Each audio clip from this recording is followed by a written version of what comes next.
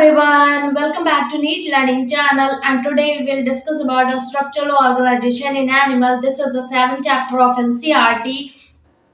तो आज ये जो इसका चैप्टर का नाम है क्या है, structure of organisation in animal. ठीक है, तो जो भी एनिमल है और जो एनिमल है वो कौन कौन से सेल से मिलकर बना होता है और कौन से टिश्यू से बना होता है, तो वो जो है वो हम इस चैप्टर में पढ़ेंगे। ठीक है, ओके। तो सबसे पहले हम बात करेंगे टिश्यू की। ठीक है, कि टिश्यू क्या होता है। ठीक है, a group of one or more types of sales having a similar origin perform a specific function. जितने भी, और जैसे कि हमने बताया था कि सेल्स होता है, जो ग्रुप ऑफ सेल्स होता है वो उसको हम क्या बोलते हैं, टिश्यू बोलते हैं। ठीक है, क्या बताया था कि जो ग्रुप ऑफ सेल्स होता है उसे हम क्या बोलते हैं, टिश्यू। ठीक है, और बहुत सारे जब टिश्यू जो होते हैं वो कई जो सिमिलर सेल्स होते हैं वो जब मिल जाते हैं तो टिश्यू का फॉर्मेशन करती है, और वो टिश्यू का फंक्शन जो डिफरेंट डिफरेंट टाइप के टिश्यू होते हैं उनका डिफरेंट डिफरेंट टाइप का फंक्शन होता है। ठीक है, ओके। तो एक जो भी अलग अलग टिश्यू है उनका कुछ अलग अलग स्पेसिफिक फंक्शन होता है जिसके थ्रू वो जाने जाते हैं। ठीक है, ओके। फिर हम बात करेंगे एनिमल टिश्यू की। अब हम एनिमल टिश्यू के बारे में देखेंगे कि कौन कौन सी टिश्यू से जो है वो आपका पूरा बॉडी जो है कंप्लीट होती है। ठीक है, तो सबसे पहले बात करेंगे एनिमल टिश्यू की। The structure of the cells vary according to their function, therefore the tissue are different and are broadly classified into 4 parts। जो भी हमारी सेल्स है उससे आपका क्या बनता है, टिश्यू बनता है, और टिश्यू से ही आपका टिश्यू ऑर्गन, और टिश्यू ऑर्गन से क्या बनता है, पूरी बॉडी कंप्लीट होती है। ठीक है, या फिर किसी भी एनिमल का स्ट्रक्चर जो है वो कंप्लीट होता है। ठीक है, और उसके भी कई सारे फंक्शन होते हैं डिफरेंट डिफरेंट टाइप के, जिससे आपकी बॉडी जो है वो रेगुलर चल पाती है। ठीक है, ओके। तो वो जो एनिमल टिश्यू है वो कितने पार्ट में डिवाइड किया गया है, 4 पार्ट में। ठीक है, कितने पार्ट में, 4 पार्ट में। कौन कौन से, पहला कौन सा है, एपिथेलियल टिश्यू, सेकंड कौन सा है, कनेक्टिव टिश्यू, एंड थर्ड कौन सा है, मस्कुलर, एंड फोर्थ कौन सा है, न्यूरल। ठीक है, तो epithelial, connective, muscular and neural. ठीक है, तो ये 4 टाइप के जो टिश्यू होते हैं वो किसके पार्ट है, एनिमल टिश्यू के। ठीक है, ओके। अब इसको हम डिटेल में डिस्कस करेंगे। तो सबसे पहला कौन सा है, एपिथेलियल टिश्यू। ठीक है, इसके बारे में देखते हैं। एपिथेलियल जो होता है 2 वर्ड से मिलकर बना होता है, एपी और थीलियल। ठीक है, एपी का मींस क्या होता है, अपॉन, एंड थीलियो के मींस क्या होता है, ग्रो। ठीक है, तो उसकी डेफिनेशन देख लेते हैं। A tissue which grow upon another tissue. जब टिश्यू के जो सेल्स हैं, सेल्स के ऊपर सेल्स का फॉर्मेशन होता है तो इस टिश्यू का फॉर्मेशन होता है। ठीक है, ओके, ये टिश्यू बनता है। ठीक है, कौन कौन सा, ये जो सेल्स है या फिर टिश्यू है, टिश्यू के ऊपर टिश्यू का ग्रो होना। ठीक है, तो उसे क्या बोलते हैं, एपिथेलियल टिश्यू बोलते हैं। ठीक है, फिर देखिए another epithelial, an epithelial is a tissue composed of one or more layer of a cells thus provide a covering or lining for most part of the body। जितना भी बॉडी का part है, ठीक है, मोस्टली जो body के part होता है वो इसी टिश्यू से मिलकर बने होते हैं। ठीक है, किससे, जितने भी बॉडी पार्ट्स हैं मोस्टली, तो वो जो होते हैं किससे, कौन से टिश्यू से बने होते हैं, एपिथेलियल टिश्यू से। ठीक है, ओके। और ये टिश्यू कैसे होते हैं कि जो टिश्यू है वो एक के ऊपर एक सेल्स का फॉर्मेशन होता है जिससे कि एक लेयर वाइज स्ट्रक्चर बन जाता है। ठीक है, कैसा स्ट्रक्चर, एक लेयर वाइज स्ट्रक्चर जो होता है, वन और मोर लेयर में बनती जाती है जिससे कि हमें पूरी लेयर के फॉर्म में स्ट्रक्चर हमें मिलता है। ठीक है, ओके। फिर देखते हैं on the basis of number of cells layer. जो सेल की जो लेयर एक बन जाती है, कई सारी लेयर बन जाती हैं, तो इसके बेस पे इसे 2 टाइप में डिवाइड किया गया है। कौन कौन सा, एक है सिंपल एपिथेलियल और दूसरा कौन सा है, कंपाउंड एपिथेलियल। ठीक है, ओके। कौन कौन सा है, सिंपल एपिथेलियम, और दूसरा कौन सा है, कंपाउंड एपिथेलियम। ठीक है, सिंपल की बात कर लेते हैं पहले। Compose of single layer of cells. अगर कोई सेल से बनी हुई कोई सिंगल लेयर है तो उसे हम क्या बोलते हैं, सिंपल एपिथेलियम। ठीक है, क्या बोलते हैं, सिंपल एपिथेलियम। ठीक है, लेकिन अगर हम कंपाउंड एपिथेलियम की बात करें तो उसमें 1 से या फिर 1 से ज्यादा लेयर उनमें प्रेजेंट होते हैं। ठीक है, ओके। सेल से मिलकर जो बहुत सारी लेयर जब बन जाती है तो उसे हम क्या बोलते हैं, कंपाउंड एपिथेलियम। ठीक है, ये लेयर बोलते हैं। ठीक है, ओके। तो ये जो होती है, अगर हम 1 लेयर बनेगी तो उसे सिंपल एपिथेलियम बोलते हैं, और 1 से मोर बनेगी तो उसे हम क्या बोलेंगे, कंपाउंड एपिथेलियम बोलेंगे। ठीक है, फिर देखिए अब इसके बारे में हम टोटल बात कर लेते हैं कि सिंपल क्या होता है और कंपाउंड क्या होता है। ठीक है, सिंपल को कितने पार्ट में डिवाइड किया गया है या फिर इनका स्ट्रक्चर कैसा होता है, वो सारी चीजें हम डिस्कस करेंगे। ठीक है, सबसे पहले बात करेंगे सिंपल एपिथेलियम की। तो function as a lining for body cavity and ducts tube, जितने भी बॉडी के अंदर डक्ट है या फिर ट्यूब लाइक स्ट्रक्चर है, तो वो जो होता है वो किससे बना होता है, सिंपल एपिथेलियम से बना होता है। ठीक है, फिर देखिए on the basis of shape of structure modification of cells, जो भी सेल्स है उनसे सिंपल एपिथेलियम का फॉर्मेशन होता है। ठीक है, जितनी भी डक्ट्स है या फिर ट्यूब है, जो भी ट्यूब लाइक स्ट्रक्चर होता है बॉडी के अंदर, वो किससे बनी होती है, सिंपल एपिथेलियम से बनी होती है। क्यों? क्योंकि वो एक सिंगल लेयर से बनी होती है। ठीक है, ओके, सिंगल सेल्स लेयर के बनी होती है। अब ये जो होती है वो भी 3 पार्ट में डिवाइड होती है। कौन कौन से? एक होता है स्क्वैमस सिंपल एपिथेलियम, दूसरा कौन सा आता है, क्यूबॉइडल सिंपल एपिथेलियम। ठीक है, क्यूबॉइडल सिंपल एपिथेलियम और कोलमनार सिंपल एपिथेलियम। ठीक है, तो 3 टाइप के होते हैं, हम इनको भी डिस्कस करते हैं क्या क्या होते हैं। तो सबसे पहले बात करेंगे स्क्वैमस एपिथेलियम की, फिर क्यूबॉइडल की, फिर कोलमनार की। ठीक है, सबसे पहले बात करेंगे स्क्वैमस की। तो composed of a single layer of flattened cell with irregular boundaries, जब इनके स्ट्रक्चर देखेंगे जो कि आपके एनसीईआरटी का डायग्राम है, तो इसमें क्या होता है, स्क्वैमस एपिथेलियम जो सेल्स होती हैं उनमें क्या होता है, एक लेयर के मतलब सिंगल लेयर होती है। ठीक है, कैसी होती है, सिंगल लेयर, और उसमें भी जो सेल्स जो होती हैं वो एक अल्टरनेट फॉर्म में या फिर इरेगुलर फॉर्म में ऐड होती हैं एक दूसरे से। ठीक है, कैसे, अल्टरनेट या फिर इरेगुलर फॉर्म में ज्वाइंट रहती है। ठीक है, और ऐसे ही ज्वाइंट होकर एक सिंगल लेयर बना लेती है। ठीक है, तो इन्हें क्या बोलते हैं, ये लेयर कैसे होती है, एक फ्लैटेंड सेल्स की लेयर होती है। ठीक है, तो एग्जांपल की बात करें, इन्हें क्या बोलते हैं, स्क्वैमस एपिथेलियम। एग्जांपल की बात करें तो wall of blood vessels, air sac of lungs, जो लंग्स होते हैं, लंग्स में क्या होता है, एयर सैक होता है, और जो ब्लड वेसल्स होते हैं वो किससे बनी होती है, सिंपल स्क्वैमस एपिथेलियम से बनी होती है। ठीक है, ओके, तो ये एग्जांपल है, जैसे कि ब्लड वेसल्स हो गया और एयर सैक ऑफ लंग्स हो गया। ठीक है, तो ये जो भी पार्ट होता है वो किससे बना होता है, सिंपल स्क्वैमस एपिथेलियम से बना होता है। ठीक है, अब हम बात करेंगे क्यूबॉइडल एपिथेलियम सेल्स की। तो compose of a single layer of a cube like cells. क्यों? क्योंकि हम सिंपल एपिथेलियम की बात करें तो सिंपल वाला कैसा होता था कि जो भी सिंगल लेयर होंगे वो कैसी होंगी, सिंपल एपिथेलियम होंगे। ठीक है, अब उनका शेप कैसा है या फिर उनका स्ट्रक्चर कैसा है, तो वो डिफरेंट टाइप में हो गया। ठीक है, स्क्वैमस की बात करें तो वो इरेगुलर फॉर्म में एक दूसरे से ज्वाइंट है।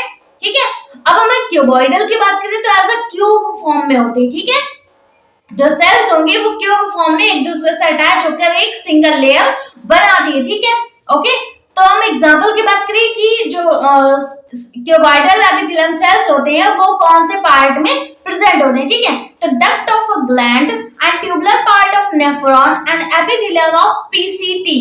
ठीक है, ओके, तो ये जो होता है तीनों पार्ट में मिलती है। ठीक है, ओके, किसमें, तो ये जो तीनों पार्ट है उनमें कौन सी सेल्स मिलती है, तो क्यूबॉइडल एपिथेलियम टिश्यू मिलते हैं। ठीक है, फिर देखिए हम कॉलमनार की बात कर लेते हैं। Compose of tall and slender cells and their nuclei are located at a base. ठीक है, इनमें क्या होता है, जो भी सेल्स होती है वो कैसी होती है, इलोंगेटेड शेप में होती है। ठीक है, कैसी होती है, इलोंगेटेड शेप में होती है या फिर सिलेंड्रिकल फॉर्म में होती है। ठीक है, और एग्जांपल की बात करें तो lining of stomach and intestine, जो स्टमक और इंटेस्टाइन की जो भी लेयर होती है वो किससे बनी होती है, तो कोलमनार सिंपल कोलमनार एपिथेलियम से बनी होती है। ठीक है, तीनों का डिफरेंस समझ में आया, दो है तो तीनों ही कैसी है, सिंगल लेयर है। ठीक है, लेकिन उनका स्ट्रक्चर कैसा है कि स्क्वैमस की बात करें तो वो इरेगुलर फॉर्म में है, और कोलमनार की बात करें तो क्यूबॉइडल की बात करें तो वो क्यूब फॉर्म में होते हैं सेल्स। ठीक है, और अगर कॉलमनार की बात करें तो वो कैसी होती है, इलोंगेटेड या फिर स्लेंडर शेप में होती है। ठीक है, ओके, और एक सिंगल लेयर बनाती है। ठीक है, फिर हम बात करेंगे कंपाउंड एपिथेलियम की। कंपाउंड कौन सा होता है, सिंपल को तो मैंने डिस्कस कर लिया विद डायग्राम के। अब हम बात करेंगे कंपाउंड एपिथेलियम की। ठीक है, तो कंसिस्ट ऑफ 2 और मोर सेल लेयर। मैंने बताया था कि कंपाउंड का मतलब क्या है कि 2 से ज्यादा जो लेयर का फॉर्मेशन होता है तो उसे क्या बोलते हैं, कंपाउंड एपिथेलियम लेयर बोलते हैं। ठीक है, it has a protective function as it does in our skin, जो भी स्किन की लेयर होती है वो किससे बनी होती है? कंपाउंड एपिथेलियम से बनी होती है, ठीक है। क्यों? क्योंकि इनमें जो होती है दो से ज्यादा लेयर प्रेजेंट होती है, ठीक है। Found in dry surface of skin, moist surface, buccal cavity, pharynx, the inner lining of duct and salivary gland and pancreatic gland। जितने भी ये पार्ट्स मैंने बोले तो इनमें जो होता है वो कौन सी एपिथेलियम होते हैं? तो कंपाउंड एपिथेलियम प्रेजेंट होती है, ठीक है। क्योंकि ये जितने भी पार्ट होते हैं वो कैसे होते हैं? कई सारी लेयर्ड के बने होते हैं, ठीक है। अब नेक्स्ट कौन सा है? सीलिएटेड एपिथेलियम, ठीक है। कौन सा है? Ciliated epithelium. इसके बारे में देख लेते हैं। तो columnar और cuboidal cells bear cilia on their free surface called as a ciliated epithelium। ऐसे जो columnar cells होते हैं, जो columnar epithelium cells होते हैं, ठीक है, तो उनमें क्या होता है? columnar या फिर cuboidal cells जो होते हैं वो किसका फॉर्मेशन करते हैं? क्यों? क्योंकि उनमें जो होते हैं सीलिया प्रेजेंट होते हैं, ठीक है। और सीलिया प्रेजेंट होने के कारण इन्हें क्या बोलते हैं? सीलिएटेड एपिथेलियम बोलते हैं, ठीक है। क्या बोलते हैं? सीलिया प्रेजेंट होने के कारण किसमें? columnar और cuboidal cells में जब सीलिया प्रेजेंट होते हैं तो इसे क्या बोलते हैं? सीलिएटेड एपिथेलियम बोलते हैं, ठीक है। फिर देखिए, their function is to move particles or mucus in a specific direction over epithelium। जैसे कि कोई भी म्यूकस, ठीक है, बॉडी के अंदर कई सारे पार्ट्स में म्यूकस होता है, ठीक है। तो म्यूकस को वन प्लेस से अनदर प्लेस में या फिर वन ऑर्गन से अनदर ऑर्गन में ट्रांसफर करने के लिए किसकी हेल्प लेते हैं? ये सीलिया की हेल्प लेते हैं, ठीक है। तो ये सीलिया की ही थ्रू जो होता है म्यूकस जो होता है वन ऑर्गन से अनदर ऑर्गन पार्ट में जाता है, ठीक है। ओके, तो ये जो होता है मूवमेंट में हेल्प करता है, म्यूकस के मूवमेंट में हेल्प करते हैं कौन? सीलिया, ठीक है। जो भी सीलिएटेड एपिथेलियम होते हैं वो म्यूकस के मूवमेंट में हेल्पफुल होते हैं, ठीक है। फिर देखिए, found in hollow organs like bronchioles and fallopian tube. जो फैलोपियन ट्यूब हो गया और ब्रोंकियोल्स हो गया, इनमें क्या होता है? सीलिया प्रेजेंट होते हैं, ठीक है। ओके, क्या प्रेजेंट होते हैं? सीलिया प्रेजेंट होते हैं। क्यों? क्योंकि ये कैसे सीलिएटेड एपिथेलियम से बने होते हैं, ठीक है। ये जो भी पार्ट है बॉडी के वो किससे बने होते हैं? सीलिएटेड एपिथेलियम से बने होते हैं। क्यों? क्योंकि इनमें सीलिया प्रेजेंट होते हैं, ठीक है। ओके, फिर देखिए, some of columnar and cuboidal cells get specialized for secretion and they are called as glandular epithelium। ऐसे कुछ एपिथेलियम डिफरेंट टाइप के एपिथेलियम होते हैं जिन्हें हम ग्लैंडुलर एपिथेलियम बोलते हैं। तो जैसे कि कोई columnar और cuboidal cells है, इनमें क्या होता है? ये कुछ ना कुछ कोई भी जैसे एंजाइम सिक्रेट कर रहे हैं तो और कुछ हार्मोन सिक्रेट कर रहे हैं, तो ये कुछ ऐसे एपिथेलियम होते हैं जो कि एंजाइम और हार्मोन को सिक्रेट करते हैं, ठीक है। ओके, बॉडी में एंजाइम और हार्मोन को सिक्रेट करते हैं, इसलिए इन्हें क्या बोला जाता है? ग्लैंडुलर एपिथेलियम बोलते हैं, ठीक है। ओके, जो भी मतलब इन सारे ऐसे एंजाइम को या फिर हार्मोन को सिक्रेट करते हैं, सिक्रेट करने वाले जो भी सेल्स होती हैं क्यूबॉइडल या कोलमनार, तो उन्हें क्या बोलते हैं? ग्लैंडुलर एपिथेलियम बोलते हैं, ठीक है। फिर देखिए, they are two type, unicellular and multicellular। ये जो ग्लैंडुलर टिश्यू होते हैं वो कितने टाइप के होते हैं? दो टाइप के, ठीक है। कौन कौन से? एक होता है यूनिसेलुलर, मतलब कि एक सेल से बना होगा, और एक होता है मल्टीसेलुलर, मतलब बहुत सारी सेल से मिलकर बना होगा, ठीक है। सबसे पहले बात करेंगे ग्लैंडुलर टिश्यू की, ये कहाँ पे प्रेजेंट होते हैं? तो goblet cell present inside of alimentary canal. जो एलिमेंट्री कैनल होता है, जब हम डाइजेस्टिव सिस्टम डिस्कस करेंगे तो वहां पर हम आपको बताएंगे कि एलिमेंट्री कैनल क्या होता है और ये जो गॉबलेट सेल है वो कहाँ पर प्रेजेंट होती है और इनका फंक्शन क्या होता है वो हम उस चैप्टर में डिस्कस करेंगे, ठीक है। तो गॉबलेट सेल जो होता है, जो कि एलिमेंट्री कैनल का इनसाइड का पार्ट है, तो वो कैसा होता है? यूनिसेलुलर होता है, ठीक है। कैसा होता है? यूनिसेलुलर होता है, ठीक है। मल्टीसेलुलर की बात कर ले तो cluster of cells present in a salivary gland. इसमें क्या होता है? As a hole like structure होता है, मतलब कि एज अ गर्त लाइक स्ट्रक्चर होता है, जिसमें कि जिसे हम क्लस्टर बोलते हैं। तो क्लस्टर ऑफ सेल्स होते हैं, प्रेजेंट होते हैं। तो अगर एग्जांपल की बात करें कि ये जो मल्टी सेलुलर होते हैं, जो ग्लैंडुलर टिश्यू, ग्लैंडुलर एपिथेलियम, तो वो कहाँ पर होते हैं? तो सैलिवरी ग्लैंड जो होते हैं उनमें प्रेजेंट होते हैं, ठीक है। ओके, मल्टीसेलुलर की बात करें तो उनमें किस में मिलते हैं हमें? तो सैलिवरी ग्लैंड्स में मिलते हैं, ठीक है। फिर देखिए, types of gland on the basis of number of cells. तो इनको कैसे सेल्स के नंबर पे इसको डिवाइड किया जाता है, ठीक है। कि जब बहुत सारी सेल्स होंगी उन्हें क्या बोला जाएगा, मल्टी सेलुलर बोलते हैं। ठीक है, अब हम बात करेंगे तो जैसे हमने डिस्कस किया था कि जो सिंपल था उसको भी हमने डिवाइड किया था 3 पार्ट में। ठीक है, और अब हम बात करेंगे कि सिक्रेटरी डक्ट जो होते हैं वो कितने पार्ट में डिवाइड होती है। ठीक है, तो types of glands on the basis of presence and absence of secretory duct, जो भी किसमें सिक्रेटरी डक्ट प्रेजेंस है और किसमें सिक्रेटरी डक्ट का एब्सेंस है, तो वो हम इसमें डिस्कस करेंगे। ठीक है, ओके, तो इसके बेस पे जब डिवाइड करते हैं हम इसे, तो ये कितने पार्ट में डिवाइड होता है, 3 पार्ट में। ठीक है, कौन कौन सा, एंडोक्राइन ग्लैंड्स, दूसरा कौन सा है एक्सोक्राइन, और तीसरा कौन सा है हेटेरोक्राइन या फिर मिक्स्ड ग्लैंड। ठीक है, कौन कौन सा होता है, एक होता है एंडोक्राइन, एक होता है एक्सोक्राइन और एक होता है हेटेरोक्राइन या फिर मिक्स्ड ग्लैंड। ठीक है, ओके, अब इसके बारे में देख लेते हैं क्या क्या होता है। तो सबसे पहले बात करेंगे एंडोक्राइन ग्लैंड्स की। सेक्रेटरी डक्ट इज एब्सेंट, इसमें जो एंडोक्राइन ग्लैंड्स होते हैं उनमें क्या होता है, सेक्रेटरी डक्ट एब्सेंट होती है। ठीक है, क्या होता है, सेक्रेटरी डक्ट जो होती है वो एब्सेंट होती है। फिर देखिए, discharge their secretory product directly into blood, जो भी ऐसे secretory product जो होते हैं वो रिलीज करते हैं या फिर डिस्चार्ज करते हैं, तो वो जो होते हैं किसमें सेक्रेट करते हैं, ब्लड में सेक्रेट करते हैं। ठीक है, ओके, एग्जांपल की बात करें तो पिट्यूटरी हो गया और थायराइड ग्लैंड हो गया। Pituitary gland, thyroid gland is example of endocrine gland. ठीक है, ओके, फिर देखते हैं हम एक्सोक्राइन के बारे में देख लेते हैं। तो सेक्रेटरी डक्ट इज प्रेजेंट, जो भी सेक्रेटरी डक्ट होती है मतलब कुछ ना कुछ हार्मोन या एंजाइम को सेक्रेट कर रही है, तो इनमें क्या है, सेक्रेटरी डक्ट जो होता है वो प्रेजेंट होता है। ठीक है, फिर देखिए सेक्रेटरी म्यूकस, एग्जांपल की बात करें secretory mucus, saliva, ear wax, oil, milk, enzyme, जैसे कि कई सेक्रेटरी प्रोडक्ट, सेक्रेटरी डक्ट जो है वो प्रेजेंट है। ठीक है, अब प्रेजेंट है तो कई सारी चीजें कुछ भी प्रोड्यूस कर सकती है, जैसे कि ये एग्जांपल दे रखे हैं कि म्यूकस सेक्रेट कर सकती है या फिर सलाइवा, ये ईयर वैक्स हो गया, ऑयल हो गया, मिल्क हो गया, एंजाइम हो गया। तो ये सारे क्या है, कुछ ना कुछ ये पार्ट जो है या फिर एंजाइम जो है वो सिक्रेट हो रहा है। ठीक है, ओके, एग्जांपल की बात करिए तो कौन कौन से पार्ट से सिक्रेट होता है, तो सलेवरी ग्लैंड हो गया और दूसरा कौन सा हो गया, मैमरी ग्लैंड। ठीक है, ओके, सलेवरी ग्लैंड से सलाइवा सिक्रेट होता है, मैमरी ग्लैंड से मिल्क सिक्रेट होता है। ठीक है, तो ये किसके पार्ट हो गए, एक्सोक्राइन ग्लैंड के। ठीक है, दोनों में डिफरेंस समझ में आए, जो जिनमें सेक्रेटरी जो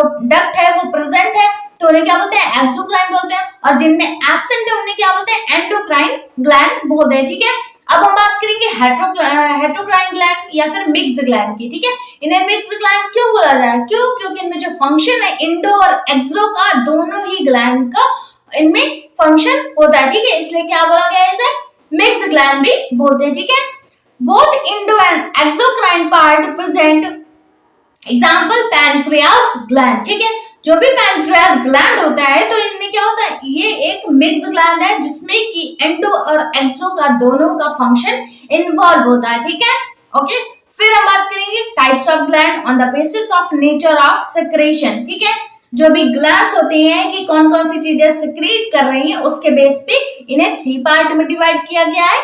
कौन कौन सा, पहला कौन सा है, मीरोक्राइन, या फिर हम इसे एपिक्राइन भी बोलते हैं, या फिर हम इसे इक्राइन भी बोलते हैं। ठीक है, क्या क्या बोलते हैं, मीरोक्राइन, एपिक्राइन और इक्राइन। ठीक है, तो इसके बारे में देख लेते हैं क्या होता है। Secretion is released by diffusion, but gland is not destroyed or damaged. ठीक है, सिक्रीशन तो होता रहता है लेकिन उनमें क्या होता है कि जो भी पार्ट होता है या फिर ग्लैंड होती है वो क्या होते हैं, वो डिस्ट्रॉय नहीं होती। ठीक है, क्या होता है कि सिक्रेशन जो होता है वो प्रोसेस जो है, फंक्शन जो है वो होता रहता है, लेकिन अगर हम बात करें कि ग्लैंड्स होगा वो डिस्ट्रॉय हो जाएगा तो वो नहीं होता। ठीक है, ओके, एग्जांपल की बात करें तो पैनक्रियाज हो गए एंड गॉबलेट सेल्स हो गए एंड सलिवरी ग्लैंड हो गए। ठीक है, तो ये सारे जो है एग्जांपल किसके, मीरोक्राइन या फिर इक्राइन के एग्जांपल हैं। ठीक है, ओके, सेकंड कौन सा है हमारा, apocrine.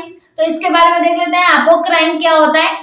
Secretion take place by means of decapitation. ठीक है, इसमें क्या होता है कि जब भी एपोक्राइन ग्लैंड्स होते हैं वो क्या होता है, उनमें एक रेगुलर सिक्रेशन नहीं होता। ठीक है, कुछ टाइमिंग में सिक्रेशन होता है। ठीक है, जैसे कि क्या बोलते हैं, डीकैपिटेशन बोलते हैं। ठीक है, क्या बोलता है, एग्जांपल की बात करें तो मैमरी ग्लैंड। ठीक है, मैमरी ग्लैंड जो होता है परमानेंट फंक्शन नहीं करता। ठीक है, जब उसका यूज होता है, जब मैमरी ग्लैंड जो होता है वो जब उसका टाइमिंग होती है वो कुछ टाइमिंग के बाद फंक्शन उसका स्टार्ट होता है, ठीक है। तो ये जो है इसका इस पूरे फंक्शन को क्या बोलते हैं, इस प्रोसेस को क्या बोलते हैं, डिकैपिटेशन, ठीक है।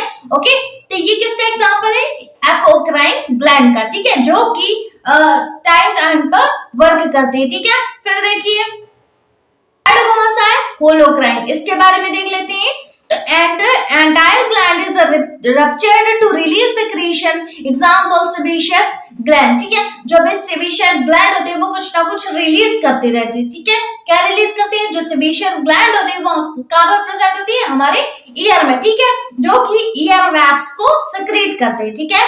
ओके, क्या प्रोड्यूस करती है, ईयर वैक्स को प्रोड्यूस करती है, जिससे कि जो आउटर मटेरियल है या फिर वेस्ट मटेरियल, जो भी डस्ट पार्टिकल है वो हमारे ईयर में ना जा पाए, ठीक है। इसलिए कौन सी ग्लैंड प्रेजेंट होती है, सेबेशियस ग्लैंड प्रेजेंट होती है, ठीक है।